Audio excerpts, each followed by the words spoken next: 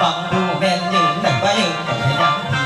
สาวเราบุรีทางได้ไปยืนเจ้าเบาตามไปคุยเบิ่งก่อนนะอาเป็นข้าสิไปน้ำบักหาลำลงหน้าไปส่งทักยันในหัวกันไปเด้อเจ้าหูคนเล่นก่อน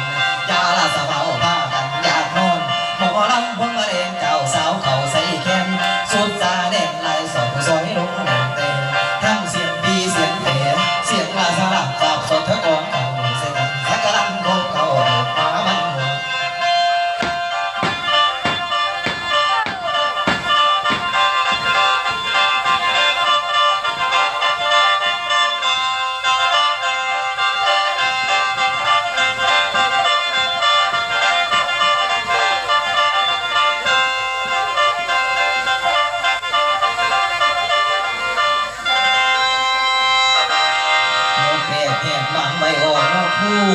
ก่อนสิไปหน้ามาหลังสิเหนียวของกับผมอนุรักษ์เสียงสนั่น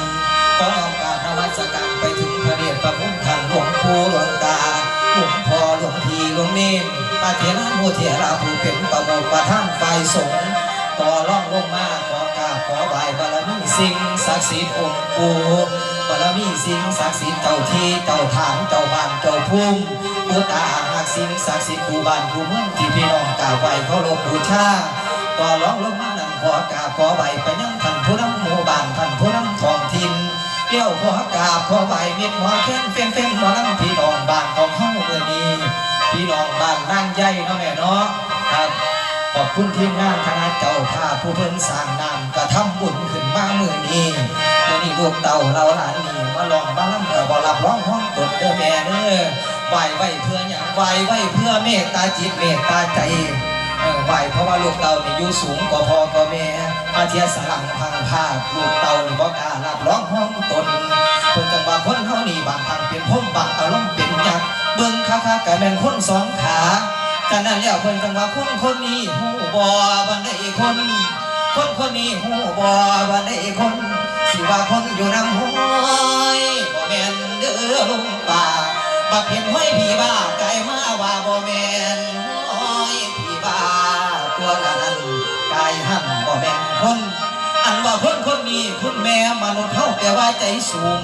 แต่สูงทางนี้อย่าให้สูงทางลายไม่เอาไก่เป็นเป่าคนเฮากำลังบุ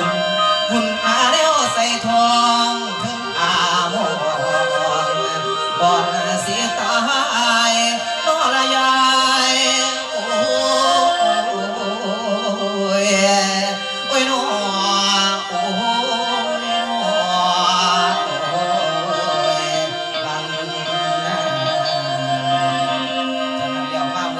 เป็นลูกเป็นหลานมาฝากซื้อฝากเสียงเนาะ